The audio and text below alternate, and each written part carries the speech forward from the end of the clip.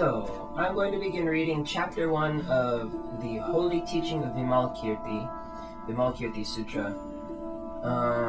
The people on Amazon that reviewed the book, when I was looking at it, were saying how much of a popular book that it had been in the past with not the monks, but the lay people of the Sangha, the everyday people, and how it was able to deliver these messages in such a way that they were able to relate to them. The main figure of the story isn't a Buddha, but an ideal layperson practitioner. So the kind of mandalas or the matrices of the story orient around that. Anyway, so chapter 1.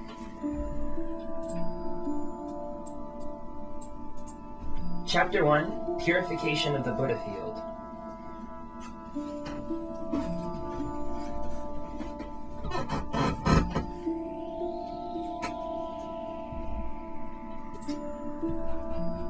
Before we begin, I prostrate to the perfect Buddha, the best of teachers, who taught that whatever is dependently arisen is unceasing, unborn, unannihilated, not permanent, not coming, not going, without destruction, without identity, and free from conceptual construction.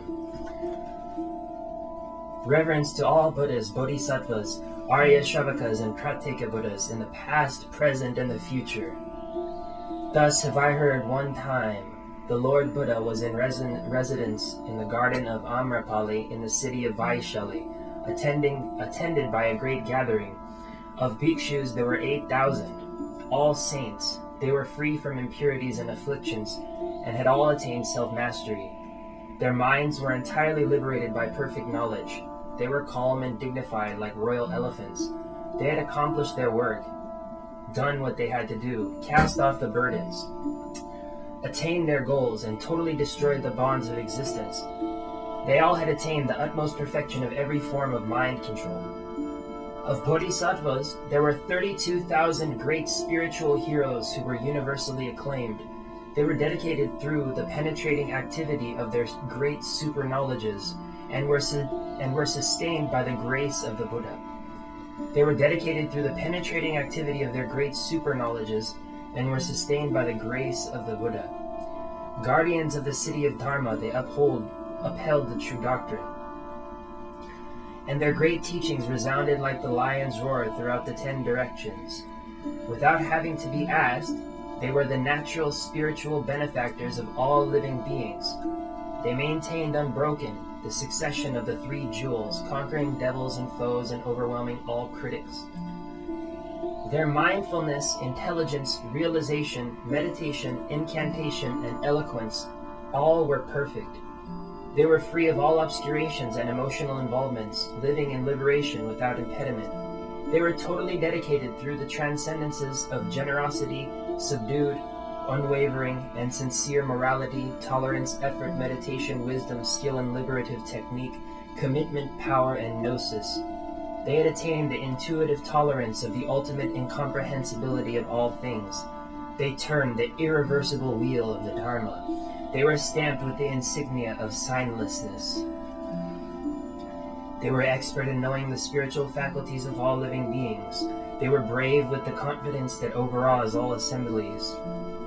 They were brave with the confidence that overawes all assemblies. They had gathered the great stores of merit and wisdom, and their bodies, beautiful without ornaments, were adorned with all the auspicious signs and marks. They were exalted in fame and glory, like the lofty summit of Mount Sumeru. Their high resolve is hard as diamond, unbreakable in their faith in Buddha, Dharma, and Sangha. They showered forth the rain of ambrosia that is released by the light rays of the jewel of Dharma which shines everywhere. Their voices were perfect in dictation and resonance, and versatile in speaking all languages. They had penetrated the profound principle of relativity.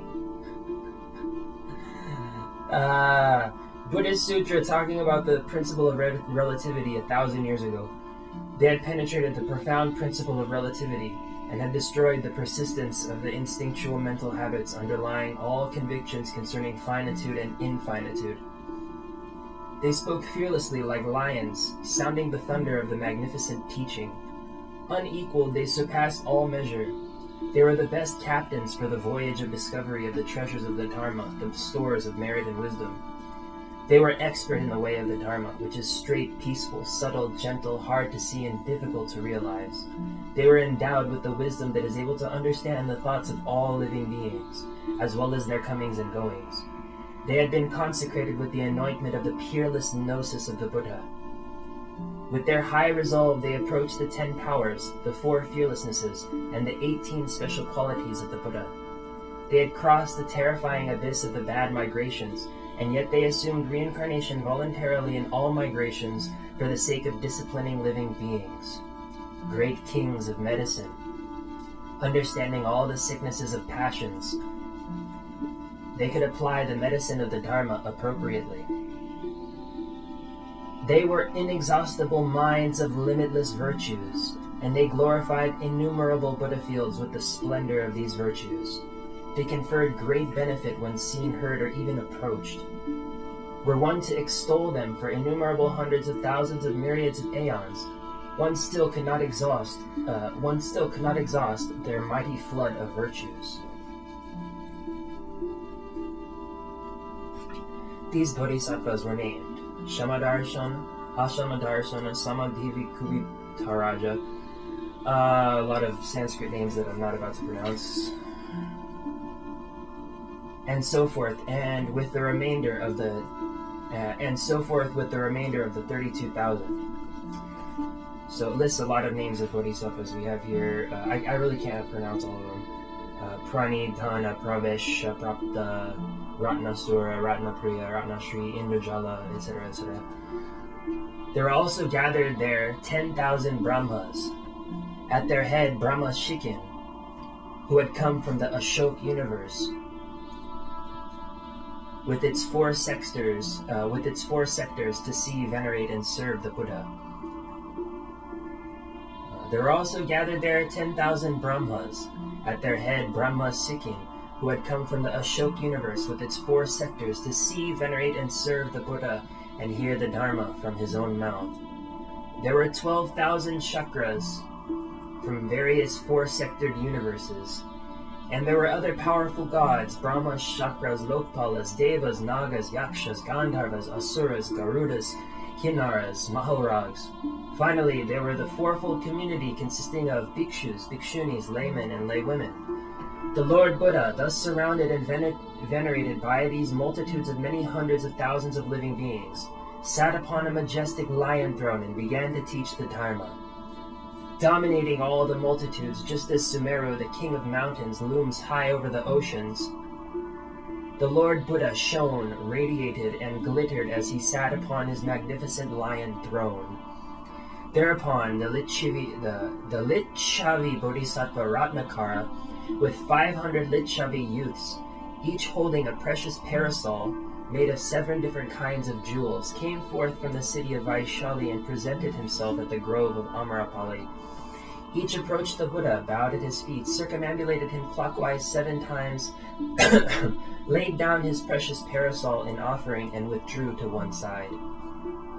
As soon as all these precious parasols had been laid down, suddenly by the miraculous power of the Lord, they were transformed into a single precious canopy so great that it formed a covering for this entire billion-world galaxy.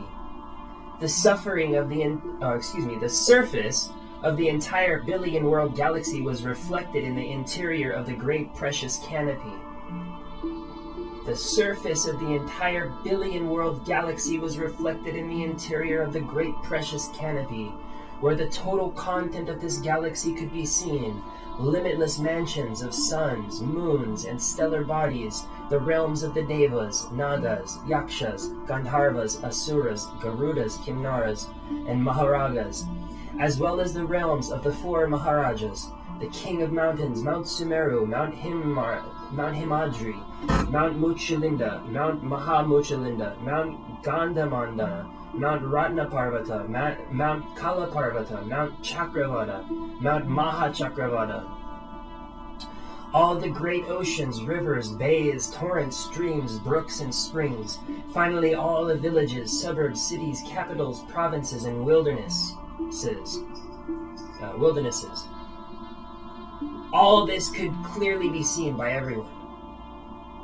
And the voice of all the Buddhas of the 10 directions could be heard proclaiming their teachings of the Dharma in all the worlds, the sounds reverberating in the space beneath the precious canopy. At this vision of the magnificent miracle effected by the supernatural power of the Lord Buddha, the entire host was ecstatic, enraptured, astonished, delighted, satisfied, and filled with awe and pleasure. They all bowed down to the Tathagata, withdrew to one side with their palms pressed together, and gazed upon him with fixed attention.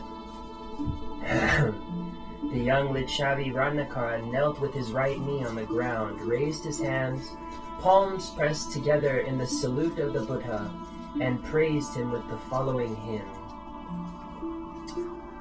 Pure are your eyes, broad and beautiful like the petals of a blue lotus.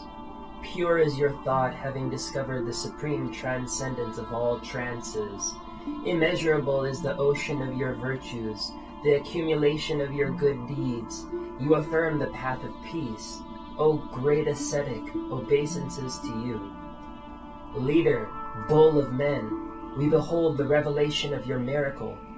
The superb and radiant fields of the Shugatas appear before us, and your extensive spiritual teachings that lead to immortality make themselves heard throughout the whole reach of space. Dharma King, you rule with the Dharma your supreme Dharma kingdom, and thereby bestow the treasure of the Dharma upon all living beings. Expert in the deep analysis of things, you teach their ultimate meaning. Sovereign Lord of Dharma, obeisance to you. All these things arise dependently from causes, yet they are neither existent nor non-existent. Therein is neither ego nor experiencer nor doer, yet no action, good or evil, loses its effects. Such is your teaching. O Shakyamuni, conquering the powerful hosts of Mara, you found peace, immortality, and the happiness of that supreme enlightenment, which is not realized by any among the heterodox, though they arrest their feeling, thought, and mental processes. O wonderful King of Dharma, you turn the wheel of Dharma before men and gods, with its threefold revolution, its manifold aspects, its purity of nature, and its extreme peace, and thereby the 3 jewels were revealed. Those who are well disciplined by your precious Dharma are free of vain imaginings, and are always deeply peaceful. Supreme Doctor, you put an end to birth, decay, sickness, and death. Immeasurable ocean of virtue, obeisances to you. Like Mount Sumeru, you are unmoved by honor or scorn. You love mortal beings and immoral beings. You love moral beings and immoral beings equally. You love moral beings and immoral beings equally. Poise in equanimity, your mind is like the sky. Who would not honor such a precious jewel of a being? Great sage, in all these multitudes gathered here, who look upon your countenance with hearts sincere in faith, each being beholds the victor as if just before him. This is the special quality of the Buddha. Although the Lord speaks with but one voice, those present perceive that same voice differently, and each understands in his own language according to his own needs. This is the special quality of the Buddha. Although the Lord speaks with but one voice, those present perceive that same voice differently, and each understands his own language according to his own needs. This is the special quality of the Buddha. That's so funny. I was just reading about a story in Jesus' lifetime where Jesus did the exact same thing. Jesus was giving a teaching one time, and every single person present at the teaching heard the teaching in their own language. And here you have the exact same thing. But anyway, continuing. From the leader's act of speaking in a single voice, some merely develop an instinct for the teaching, some gain realization, some find pacification of all their doubts. This is the special quality of the Buddha.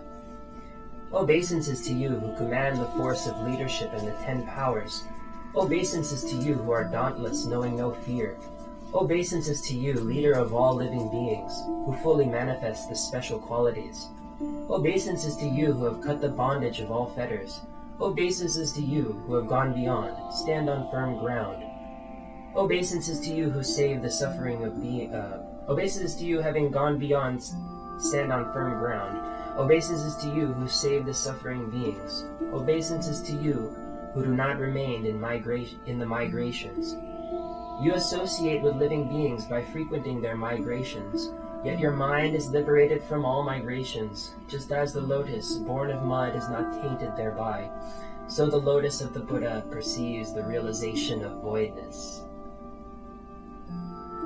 You nullify all signs and all things everywhere. You are not subject to any wish for anything at all. The miraculous power of the Buddhas is inconceivable.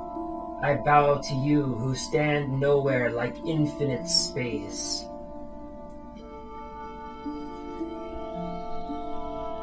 Alright, so can we all agree that the Buddha is God now?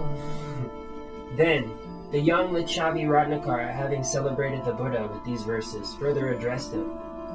Lord, these 500 young Lichavis are truly on their way to unexcelled perfect enlightenment, and they have asked what is the Bodhisattva's purification of the Buddha field. Please, Lord, explain to them the Bodhisattva's purification of the Buddha field.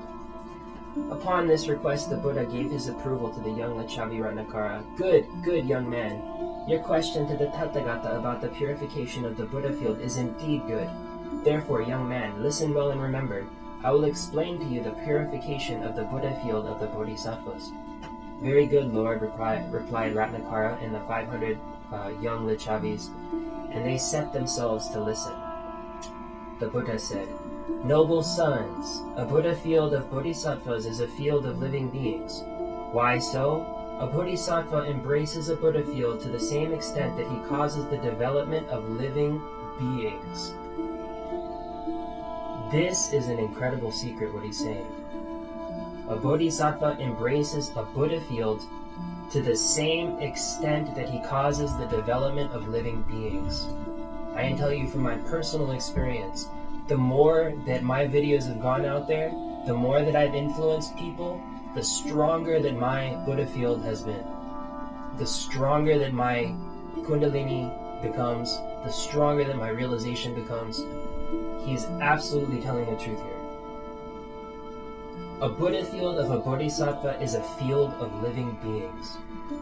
Why so? A Bodhisattva embraces a Buddha field to the same extent that he causes the development of living beings.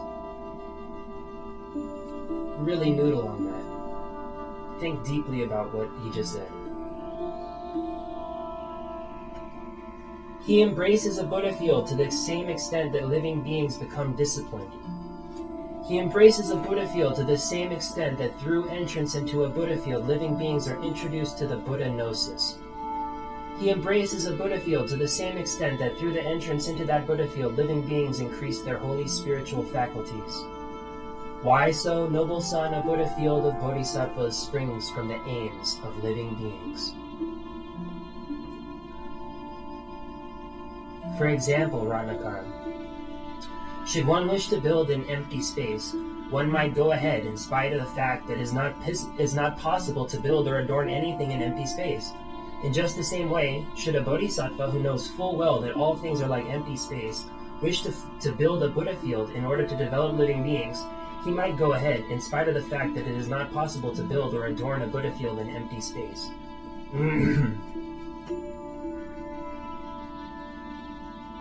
Yet Ratnakara, a Bodhisattva's Buddha field, is a field of positive thought. When he attains enlightenment, living beings free of hypocrisy and deceit will be born in his Buddha field. Noble son, a Bodhisattva's Buddha field is a field of high resolve. When he attains enlightenment, living beings who have harvested the 2 stores and who have planted roots of virtue will be born in his Buddha field. A bodhisattva's Buddha field is a field of virtuous application. When he attains enlightenment, living beings who live by all virtuous principles will be born in his Buddha field. A bodhisattva's Buddha field is the magnificence of the conception of the spirit of enlightenment. When he attains enlightenment, living beings who are actually participating in the Mahayana will be born in his Buddha field. A bodhisattva's Buddha field is a field of generosity. When he attains enlightenment, living beings who give away all their possessions will be born in his Buddha field. A bodhisattva's Buddha field is a field of morality. When he attains enlightenment, living beings who follow the path of the 10 virtues with positive thoughts will be born in his Buddha field. A bodhisattva's Buddha field is a field of tolerance. When he attains enlightenment, living beings with the transcendences of tolerance, discipline, and the superior trance, hence beautiful with the 32 auspicious signs, will be born in his Buddha field. A bodhisattva's Buddha field is a field of effort. A bodhisattva's Buddha field is a field of effort. When he attains enlightenment, living beings who devote their efforts to virtue will be born in his Buddha field. A bodhisattva's Buddha field is a field of meditation. When he attains enlightenment, living beings who are evenly balanced through mindfulness and awareness will be born in his Buddha field. A bodhisattva's Buddha field is a field of wisdom. When he attains enlightenment, living beings who are destined for the ultimate will be born in his Buddha field. A bodhisattva's Buddha field consists of the 4 immeasurables. When he attains enlightenment, living beings who live by love, compassion, joy, and impartiality will be born in his Buddha field. A bodhisattva's Buddha field consists of the 4 means of unification. When he attains enlightenment, living beings who are held together by all the liberations will be born in his Buddha fields. A bodhisattva's Buddha field is skill in liberative technique. When he attains enlightenment, living beings skilled in all liberative techniques and activities will be born in his Buddha field. A bodhisattva's Buddha field consists of the 37 aids to enlightenment. Living beings who devote their efforts to the 4 foci of mindfulness, the 4 right efforts, the 4 bases of magical power, the 5 spiritual faculties, the 5 strengths, the 7 factors of enlightenment, and the 8 branches of the holy path will be born in his Buddha field. A bodhisattva's Buddha field is his mind of total dedication. When he attains enlightenment, the ornaments of all virtues will appear in his Buddha field. A bodhisattva's Buddha field is the doctrine that eradicates the 8 adversities. When he attains enlightenment, the 3 bad migrations will cease, and there will be no such thing as the 8 adversities in his Buddha field. A bodhisattva's Buddha field consists of his personal observance of the basic precepts, and in his restraint in blaming others for their transgression. When he attains enlightenment, even the word crime will never be mentioned in his Buddha field. A bodhisattva's Buddha field is the purity of the path of the 10 virtues. When he attains enlightenment, living beings who are secure in long life, great in wealth, chaste in conduct, enhanced by true speech, soft-spoken, free of divisive intrigues and adroit in reconciling factions, enlightening in their conversations, free of envy, free of malice, and endowed with perfect views, will be born in his Buddha field. Thus, noble son, just as is the bodhisattva's production of the spirit of enlightenment, so is his positive thought. And just as his positive thought, so is his virtuous application. His virtuous application is tantamount to his high resolve.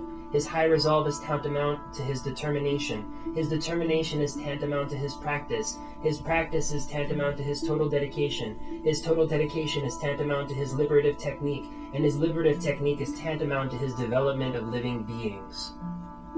And his development of living beings is tantamount to the purity of his Buddha field. The purity of his Buddha field reflects the purity of living beings. The purity of the living beings reflects the purity of his gnosis. The purity of his gnosis reflects the purity of his doctrine. The purity of his doctrine reflects the purity of his transcendental practice. And the purity of his transcendental practice reflects the purity of his own mind. Thereupon, magically influenced by the Buddha, the Venerable Sariputra had this thought: if the Buddha field is pure only to the extent that the mind of the Bodhisattva is pure, then, when Shakyamuni Buddha was engaged in the career of the Bodhisattva, his mind must have been impure. Otherwise, how could this Buddha field appear to be so impure? The Buddha, knowing telepathically the thought of Venerable Sariputra, said to him, "What do you think, Sariputra? Is it because the sun and moon are impure that those blind from birth do not see them?" Sariputra replied, "No, Lord, it is not so. The fault lies with those blind from birth, not with the sun and the moon." The Buddha declared, "In the same way, Sariputra, the fact that some living beings do not uphold the splendid display of virtues of the Buddha fields, the fact that some living beings do not uphold the splendid display of virtues of the Buddha field of the Tathagata is due to their own ignorance. It is not the fault of the Tathagata. Sariputra, the Buddha field of the Tathagata is pure, but you do not see it." Then Brahma Sikkim said to the Venerable Sariputra, "Reverend Sariputra, do not say that the Buddha field of the Tathagata is impure." Then the Brahma Sikkim said this to the Venerable Sariputra, "Reverend Sariputra, do not say that the Buddha field of the Tathagata is impure. Reverend Sariputra, the Buddha field of the Tathagata is pure. I see the splendid expanse of the Buddha field of Lord Shakyamuni as equal to the splendor of, for example, the abodes of the highest deities."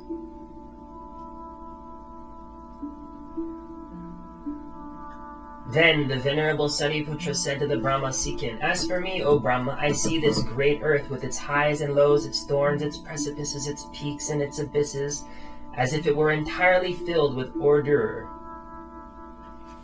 O-R-D-U-R-E. R-D-U-R-E. Ordure. Excrement or dung is what that means. So he sees the entire world as filled with dung, basically. Dung or something regarded as vile or abhorrent. That's what it says on the dictionary. Brahma Sikkim replied, "The fact that you see such a Buddha field as this, as if it were so impure, Reverend Sariputra, is a sure sign that there are highs and lows in your mind, and that your positive thought in regard to the Buddha gnosis is not pure either.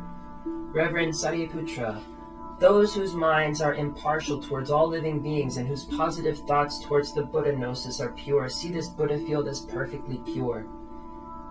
Thereupon the Lord touched the ground of this billion-world galactic universe with his big toe.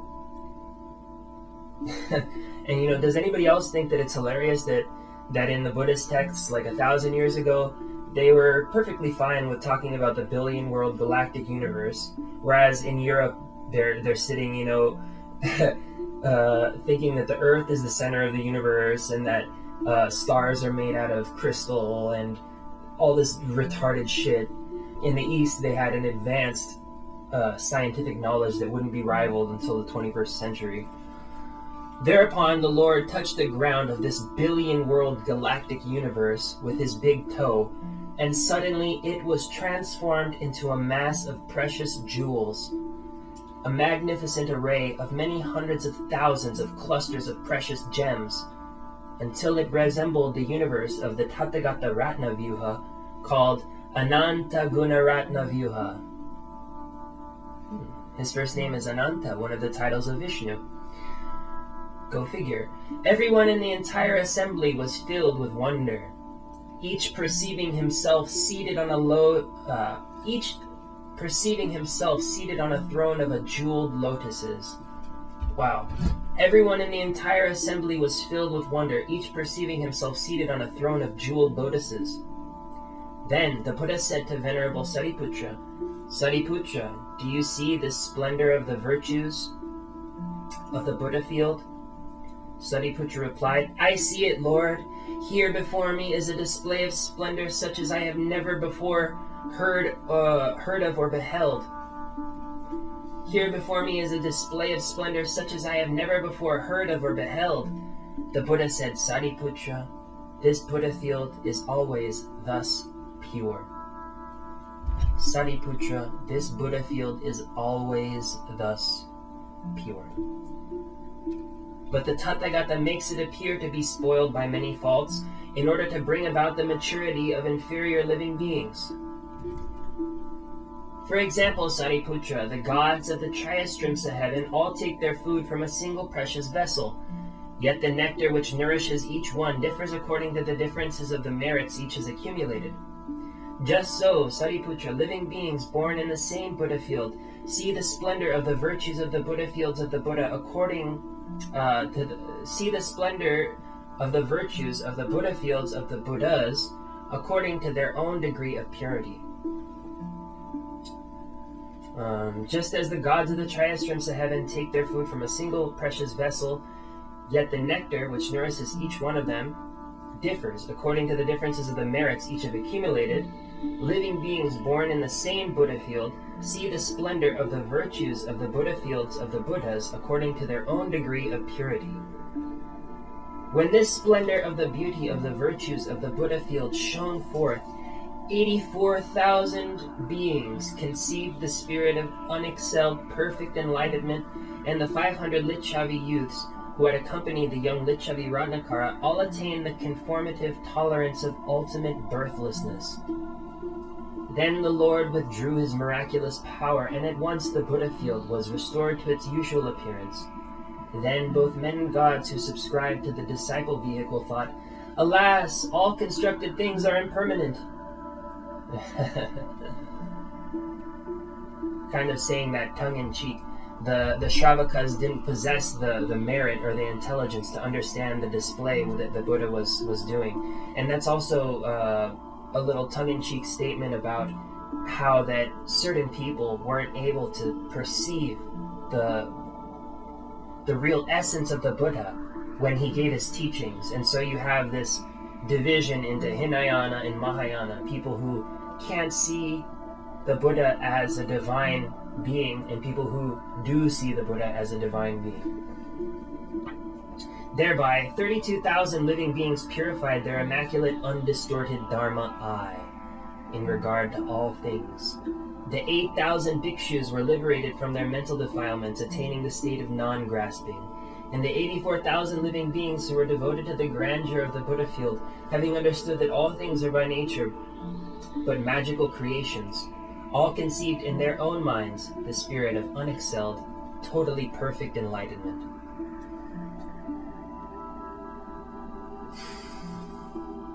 And the 84,000 living beings who were devoted to the grandeur of the Buddha field, having understood that all things are by nature but magical creations, all conceived in their own minds the spirit of unexcelled, totally perfect enlightenment.